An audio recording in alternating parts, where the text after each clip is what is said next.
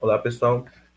Até agora tivemos excelentes discussões nessa noite, abordando brilhantemente a neurociência do equilíbrio com a doutora Cristiana e a desconstrução do movimento com o doutor Marcelo. E para encerrar muito bem essa noite de palestras, eu gostaria de convidar a doutora Marina Pimenta, médica formada pela Universidade Federal do Espírito Santo e atual residente de neurologia no segundo ano do Instituto de Assistência Médica do Servidor Público Estadual de São Paulo, para a discussão de casos clínicos sobre motricidade. Seja bem-vinda, doutora, e boa palestra. Olá, gente, boa noite. Como ele já introduziu, meu nome é Marina, faço residência no Servidor, aqui de São Paulo, sou R2 agora, e eu vou apresentar para vocês alguns casos clínicos aqui. Antes disso, eu queria agradecer pelas excelentes aulas da doutora Cristiana e do meu professor, ex-professor, doutor Marcelo Muniz. Deu para matar a saudade do ambulatório dele, foi sensacional a aula, sempre muito bom relembrar. Então, eu vou começar aqui com o caso 1, que é um caso de uma mulher de 56 anos, negra, destra, procedente de São Paulo, professora de inglês. Essa paciente, ela veio com uma queixa de tonteira, vômitos e dificuldade para andar. Ela veio admitida no pronto-socorro com relato de que apresentou subitamente, há cerca de 20 horas, vertigem, náuseas, vômitos e desequilíbrio, com tendência de queda para a esquerda. Ela é hipertensa há 10 anos, diabética há 5 anos, em uso irregular de losartana e metformina. Bom, no exame físico, o que eu vou descrever aqui? Os principais achados. De sinais vitais que são dignos de nota, a frequência cardíaca 84, ok, uma pressão mais elevada, de 170 por 100, e um décimo de 150. Ela, de estado mental, vigil, orientada em tempo e espaço, força muscular grau 5 global, os reflexos tendinos profundos normativos e o cutâneo plantar em flexão bilateral. De sensibilidade, eu destaquei aqui os mais positivos, o que a gente tinha que levar em conta. Ela tem uma sensibilidade tátil e dolorosa reduzidas em hemicorpo direito, nervos cranianos com miose, semiptose em olho esquerdo, um nistagmo horizonto-torsional, mímica e sensibilidade faciais preservadas. De coordenação, dismetria à esquerda, manobra index-nariz e calcanhar-joelho, e a uma digiadoxinesia. De marcha e equilíbrio, uma marcha táxica com tendência à queda para o lado esquerdo e sinais meníngeos ausentes. Então, só para fazer um resumo, uma mulher negra, destra de São Paulo, que deu entrada no hospital com queixa de tonteira, náuseas e queda para a esquerda, e com esses sinais clínicos alterados. Sensibilidade, essa miose semiptose em olho esquerdo, o que a gente pode chamar de uma síndrome de Horner, o nistagmo horizonte torsional e essa dismetria, além da marcha táxica. Bom, aqui é um caso que a gente teve lá no servidor. Você pode ver que ela tem essa dismetria, a manobra index-nariz à esquerda. Ela faz a hipermetria, a decomposição de movimentos. Eu vou repetir o vídeo para vocês verem. Ela erra o alvo no final do movimento. Desde o início, na verdade, ela já tem essa dismetria com a decomposição. Aqui na manobra na calcanhar-joelho, ela também já vem com decomposição de movimento, erra alvo e vou repetir tanto esse quanto esse. Bom, e além disso, ela tinha também esse nistagmo horizonte torsional. Aqui a gente consegue ver bem no exame dela. Vou repetir. Quando ela olha para a esquerda é muito mais nítido. Certo? Beleza. De exame complementar. Ela tinha ressonância. A ressonância, ela restringia a difusão na região do bulbo dorsolateral à esquerda. E aqui, no corte axial em T2, a gente vê um hipersinal. Também, né, na região dorsolateral à esquerda. Restrição à difusão, gente, para quem, né, a gente tem que fazer uma abordagem mais geral aqui, quando a gente fala restrição à difusão, fala a favor de causas isquêmicas agudas, que aconteceram recentes. E o que é interessante eu lembrar, que quando eu falei lá no caso, que eram um caso que começou subitamente há 20 horas. Não quer dizer que há 20 horas atrás não foi súbito. Na verdade, iniciou sintomas subitamente. E aí, depois de 20 horas que ela foi procurar o serviço do servidor. Bom, vocês conseguem pensar aí em alguma coisa? Se vocês quiserem colocar nas perguntas, no chat, tentar associar uma síndrome para isso tudo. Um nistagmo associado à dismetria, né? Então, tem ataxia, tem uma ataxia, naquele vídeo eu mostrei, né? Uma ataxia apendicular na manobra index-nariz e na calcanhar-joelho. E como o Dr. Marcelo também falou, na ataxia axial, né? Ela tem a manobra, eu não mostrei o vídeo, mas a manobra de Babinski, ela também não conseguia levantar o tronco. Ela fazia exatamente como aquele vídeo que ele mostrou. Ela levantava o calcanhar ao invés de conseguir manter a força e o equilíbrio. Vamos lá. Bom, a síndrome de Wallenberg é uma síndrome relativamente frequente em cenário de pronto-socorro.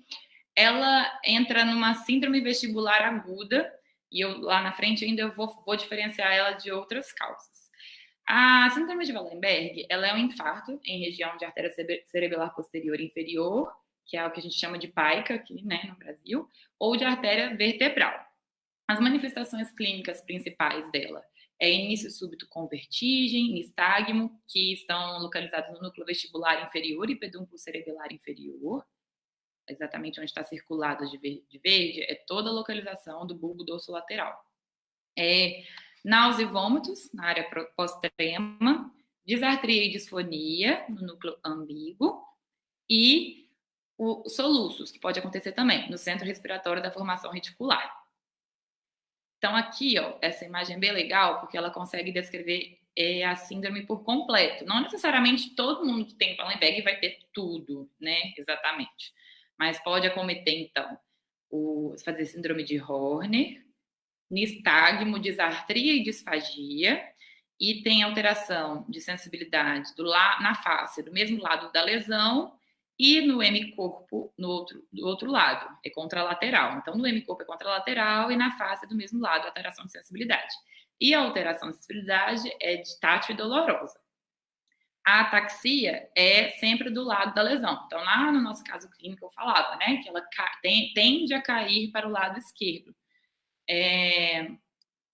Que mais? Deixa eu falar aqui. Isso aí. As síndromes vestibulares agudas, muito interessante em cenário de recém-formado, né, a gente não tem muito tato, assim, quando a gente chega, então vem um paciente com vertigem, a primeira coisa que o recém-formado ele vai pensar, labirintite, mas nunca é tão fácil assim, né? Para a gente diferenciar uma síndrome vestibular aguda entre central e periférica, tem algumas coisas que a gente tem que ir fazendo um passo a passo. O RINTES é uma forma, um acrônimo que a gente usa para poder começar a diferenciar essa síndrome periférica de central. Obviamente, não é só isso que vai conduzir o nosso caso, mas já é uma luz assim que a gente vai iniciar. O RINTES, ele significa Head Impulse, HI, nistagmo e Test of Skill. O Head Impulse Test é um teste de impulso horizontal da cabeça. Eu vou mostrar um vídeo, mas antes disso eu vou tentar descrever.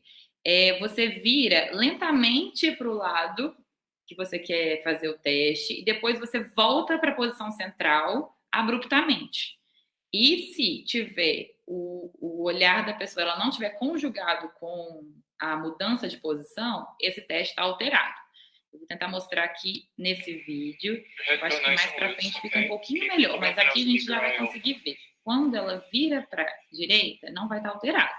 Quando ela vira para a esquerda, a correção do olho fica muito mais... Ó, vamos lá. Direita. Agora ele vai virar ela para a esquerda. Esse último vai ficar mais nítido. Virou para a esquerda e voltou. Entendeu? Vamos voltar aqui para a gente poder entender melhor o teste. Aqui eu acho que a gente consegue perceber que o olho dela não fica centralizado. Agora. Tá vendo? Ele não acompanha exatamente a cabeça quando movimenta. Bom, então além do Head Impulse Test, tem o nistagmo e a gente tem que diferenciar um nistagmo periférico de central. No periférico, O nistagmo ele geralmente horizontotorsional, mas não quer dizer que um nistagmo horizontotorsional sempre é periférico. Pode acontecer num nistagmo central ser horizontotorsional. Então, assim, para generalizar, um periférico, ele é horizontotorsional, ele aumenta a intensidade com o olhar direcionado para o lado da fase rápida e a diminuição da intensidade com a fixação do olhar. Vou mostrar novamente para vocês aqui um outro tipo de nistagmo. Esse é o periférico. Tá vendo? Ele sempre horizontotorsional. Para onde ela olhar, ele vai estar sempre com a mesma movimentação. Ele nunca vai mudar o eixo dele.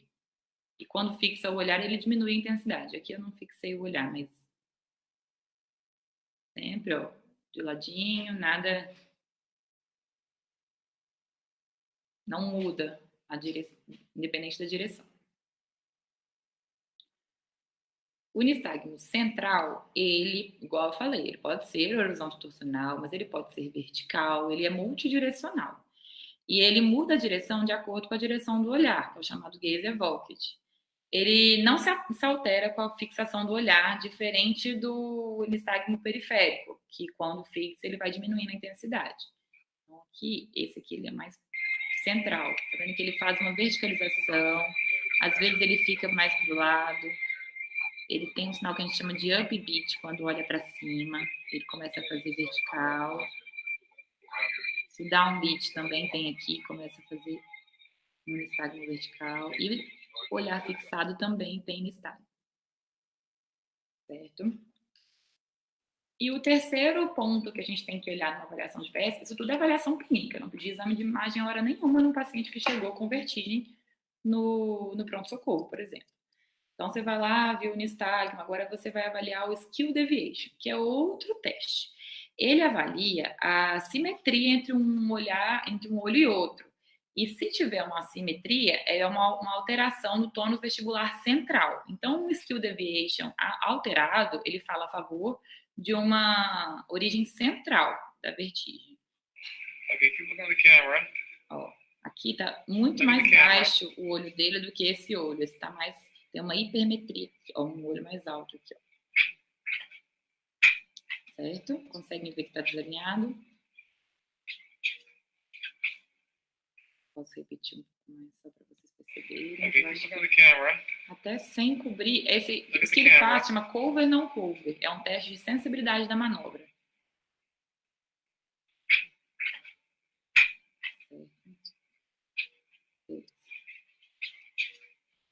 Então, assim, para resumir, um paciente que chega lá no pronto-socorro, a gente vai ter que diferenciar uma causa periférica de central e o principal síndrome vestibular aguda que a gente tem que descartar de origem central é o acidente vascular encefálico. No acidente vascular encefálico, o Head Impulse Test, aquele teste que eu disse lá atrás, que quando ele faz aquele movimento abrupto para o centro, faz uma alteração do olhar, o Head Pulse é normal. No periférico que o Head Pulse é alterado. O nistagmo, como eu já disse, ele pode ser vertical, torsional, bidirecional, na verdade até multi. E o skill deviation é um teste positivo, alterado. No periférico, é um nistagmo horizonto-torsional, unidirecional, e o skill deviation é normal, o teste, né, é normal. Não tem skill deviation, no caso. Então, assim, é mais isso que eu trouxe de síndrome vestibular. Depois, se vocês tiverem dúvidas sobre essa parte, a gente está à disposição aqui. Eu vou falar mais agora do caso 2. O Dr. Marcelo já ajudou bastante nesse caso, assim, que vocês viram com ele. E eu vou complementar aqui com o caso clínico. É um homem, 65 anos, destro, branco, advogado, procedente de Vitória. Ele veio com um relato de tremor em mãos. O paciente relata que há cerca de 5 anos iniciou o tremor de repouso em mão direita, com progressão em 2 meses para a mão esquerda, sem repercussão nas atividades de vida diária. Nesse intervalo, ele notou também lentidão de movimentos, principalmente ao cozinhar, caminhar, tomar banho, apresentando 2 quedas da própria altura, sem traumatismo crânioencefálico.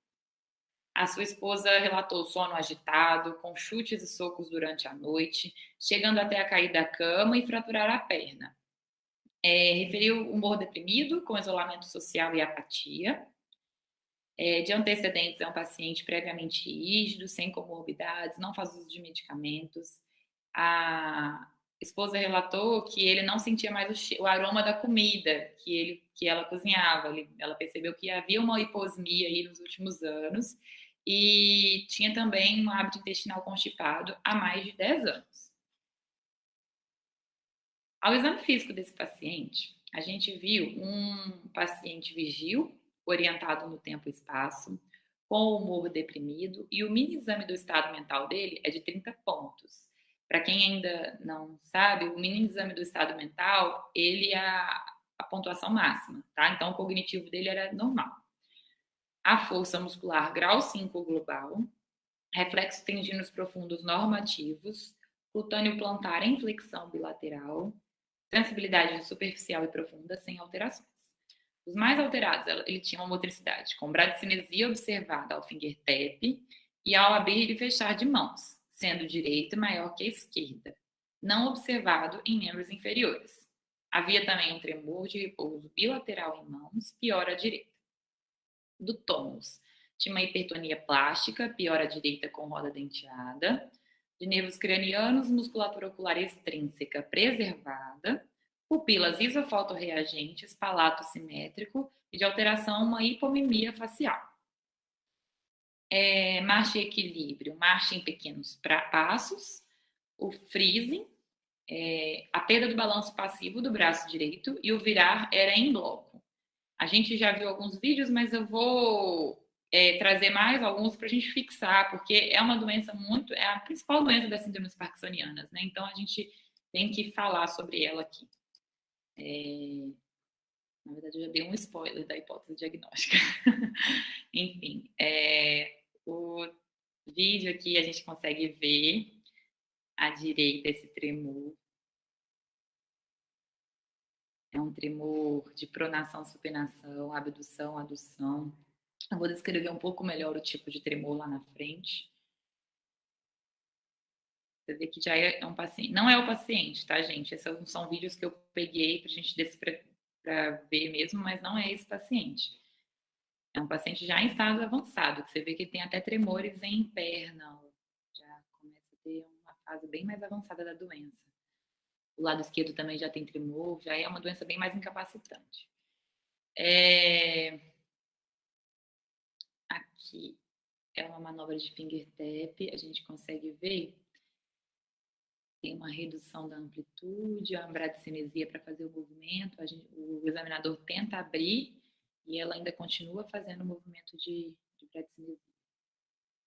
Amplitude baixa.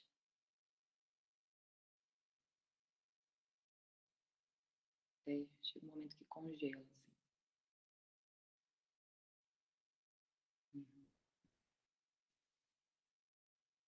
Certo.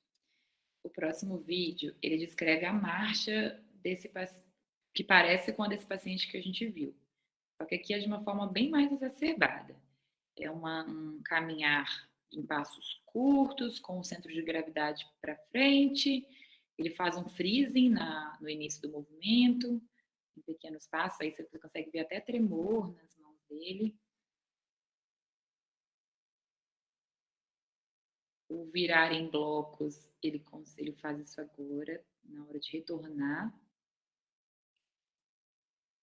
Tem um freezing aí também, e esse é virar em bloco.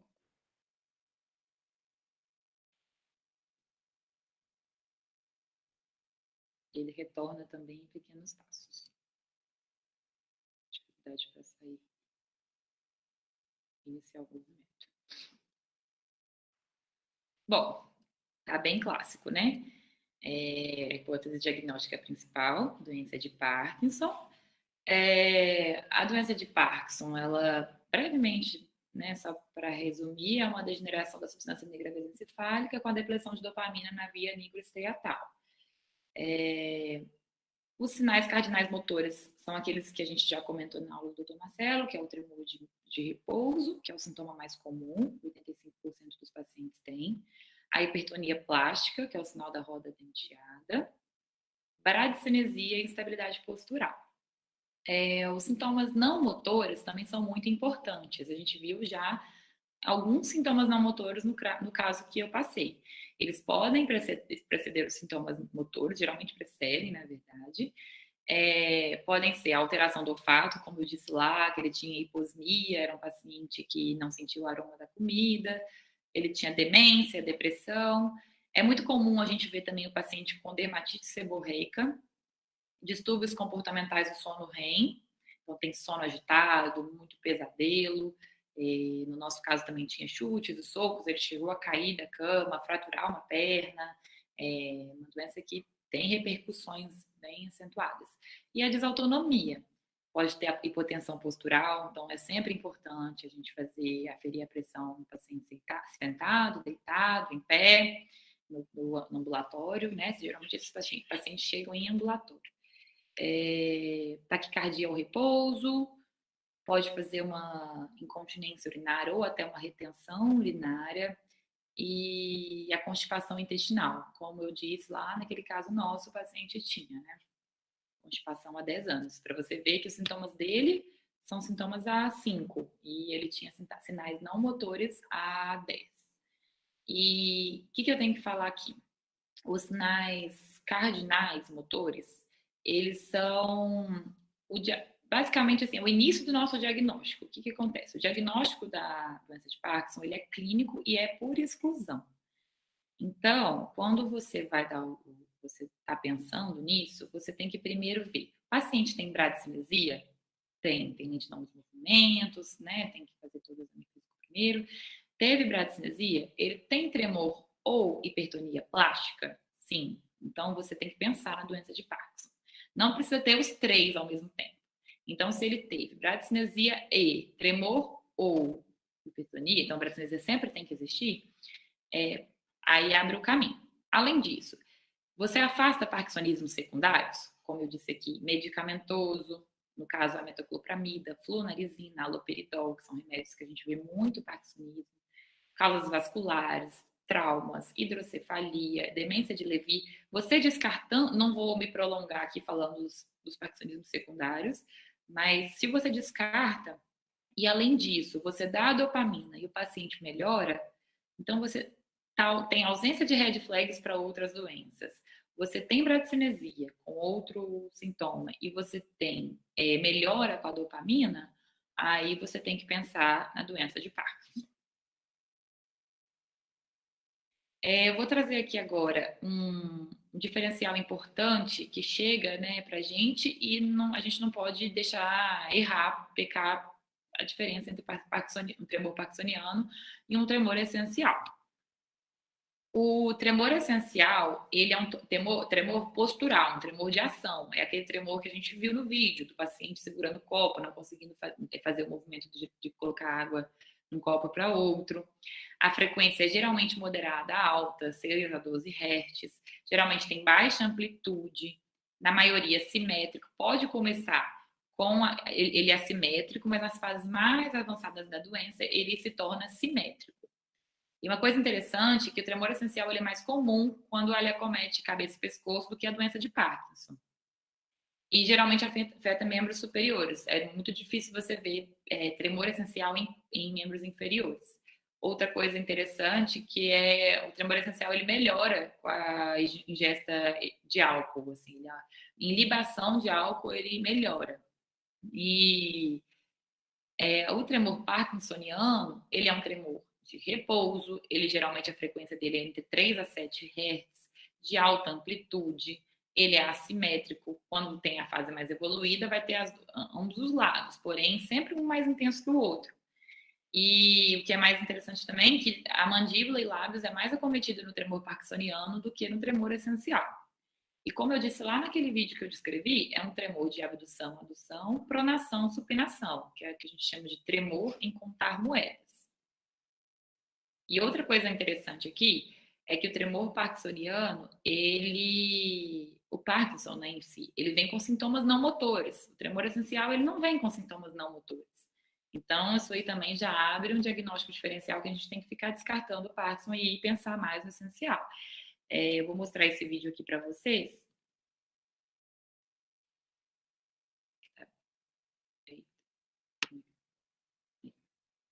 é um tremor postural, um tremor de ação, que ele vai abrir e fechar as mãos, vocês vão conseguir ver que o tremor dele continua. A escrita não é igual Parkinson, que é uma micrografia, né? É uma escrita tremida mesmo, tem um tremor aí para escrever, uma dificuldade, incapacitante. No teste do espiral de Arquimedes, tem uma dificuldade absurda para fazer o teste, né?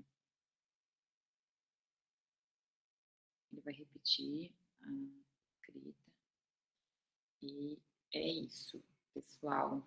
Eu trouxe 2 casos para vocês. Espero que tenha ajudado. Qualquer dúvida, eu estou à disposição. Muito obrigada, viu? Eu agradeço muito a oportunidade de estar aqui hoje. Nós agradecemos, doutora. Estamos muito agradecidos pela disponibilidade de vir agora numa segunda-feira à noite para conversar com a gente e trouxe casos extremamente bons, assim, e conseguiu contemplar realmente muito bem a primeira palestra e a segunda palestra. Então, eu vou deixar aberto agora, nesse último tempo, para a gente ver com os participantes se eles têm alguma dúvida contigo. Pode esperar um pouquinho para ver se eles enviam, e daí a gente já volta. A princípio, acho que não temos mais perguntas. Muito obrigado novamente, doutora, pela disponibilidade, e tenha uma boa noite. Boa noite, tchau. Obrigada.